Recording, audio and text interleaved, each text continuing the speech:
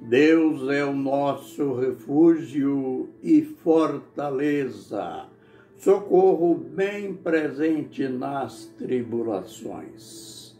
Salmos 46, verso 1. Ministério Pão Vivo, direto ao assunto. Sabe, existe uma coisa que atrapalha a nossa fé, que impede a nossa fé, a nossa vida, de termos uma revelação maior, melhor da palavra de Deus. Isto se chama conservadorismo. Às vezes, as pessoas se orgulham em dizer: eu sou conservador.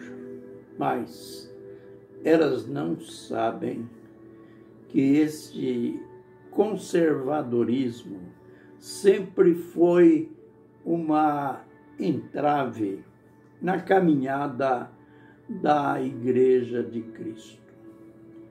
Lembre, quando Paulo e Barnabé foram pregar naquela região de gentios, era um lugar que não era habitado por judeus como Jerusalém, onde a igreja nasceu.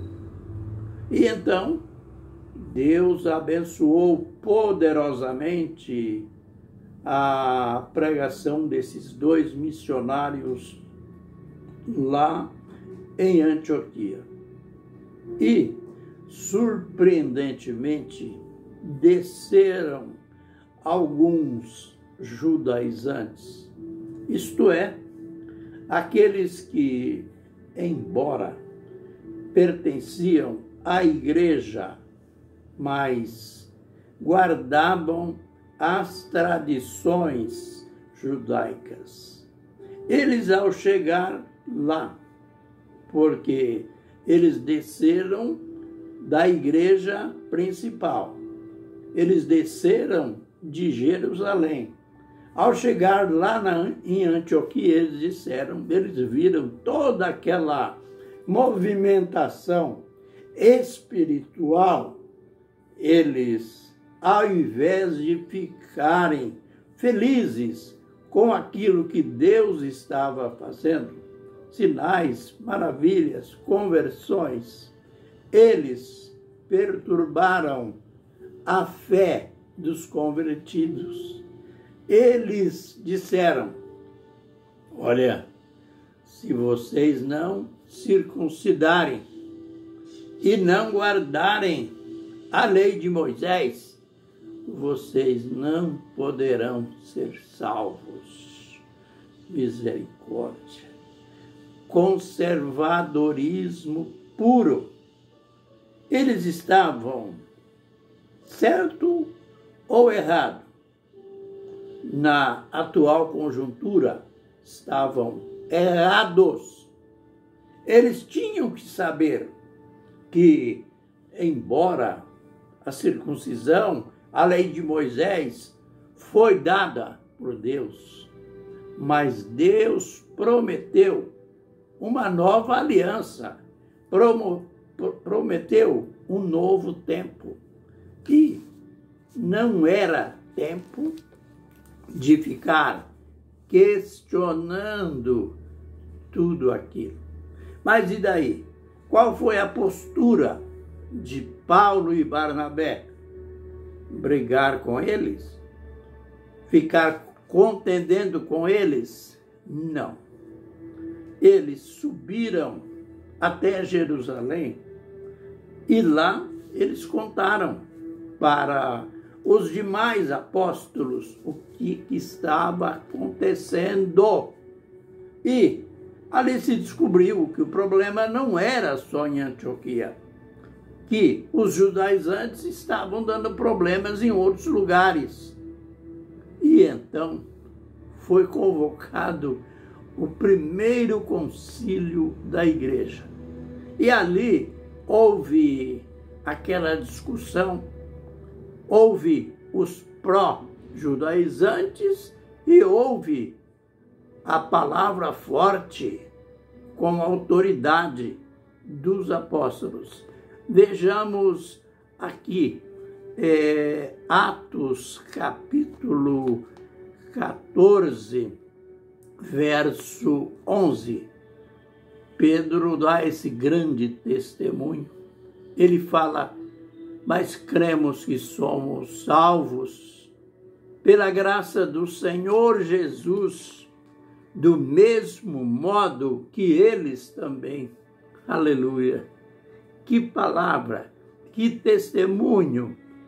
Mas cremos que somos salvos pela graça do Senhor Jesus Cristo. E do mesmo modo eles. Não existe dois evangelhos, não existe salvação diferenciada, salvação de um jeito para os judeus e de outro jeito para os gentios. E prosseguiu a reunião. Então toda a multidão se calou e escutava Barnabé e Paulo, que contava quantos sinais e prodígios Deus havia feito por meio deles entre os gentios. Aleluia! Que lindo, né? Que testemunho! Depois que se calaram, Tiago, tomando a palavra, disse: irmãos, ouve-me. Simão relatou como primeiramente Deus visitou os gentios para tomar dentre eles um povo para o seu nome. Que lindo! A palavra decisiva não seria de Pedro, que mais tarde entronizaram ele como Papa. Chamaram ele de Papa da igreja, mas Pedro nunca foi Papa. Aqui, quem tomou a direção, deu a palavra conclusiva, foi Tiago.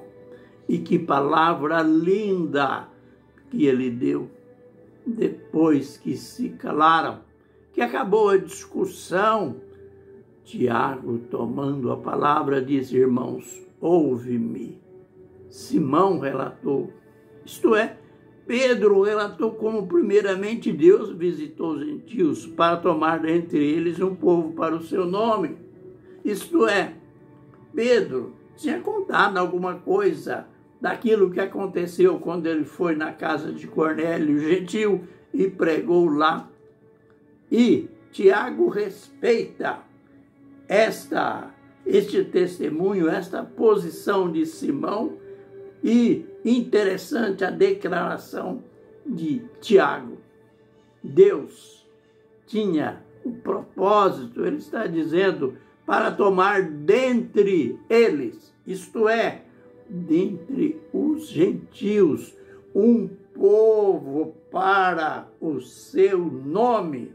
Então, os judaizantes não entenderam. Eles queriam aquele exclusivismo sem sentido, uma salvação apenas fronteiriça, apenas nacional. Mas Jesus tinha dado a vida não por uma nação. Jesus tinha dado a vida, morreu crucificado pelo mundo todo. Por quê? Ou para quê? Para tirar dentre os gentios, isto é, dentre este mundão tão vasto, que hoje tem em torno de 8 bilhões de habitantes, não significa que todos serão salvos, mas a morte de Jesus foi para tirar dentre estes 8 bilhões de habitantes um povo para a Igreja Batista, para a Igreja Católica, para a Assembleia de Deus? Não, tirar um povo para o seu nome. E ele continua, ele invoca agora uma profecia, e com isto concordam a palavra dos profetas, como está escrito. Depois disto voltarei e reedificarei o tabernáculo de Davi que está caído, reedificarei as suas ruínas e tornarei levantá-los para que o resto dos homens busque ao Senhor. Sim, todos os gentios sobre os quais foi ou é invocado o nome do Senhor. Aleluia! Há tantos anos o profeta tinha dito o quê? Que Deus ia tirar este povo dentre os gentios. E eles, sobre este povo, sobre os gentios, seria invocado o nome do Senhor. O profeta está falando de quê? De quando? Da hora do batismo. No batismo daqueles gentios, dos gentios de hoje, das nações de hoje, é para os líderes, para aqueles que batizam.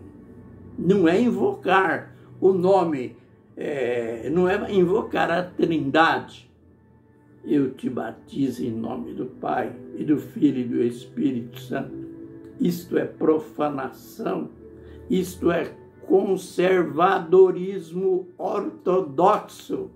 O profeta Amós está dizendo sobre este povo, os gentios, sobre as nações, sobre nós, os quais tinha sido invocado o nome do Senhor.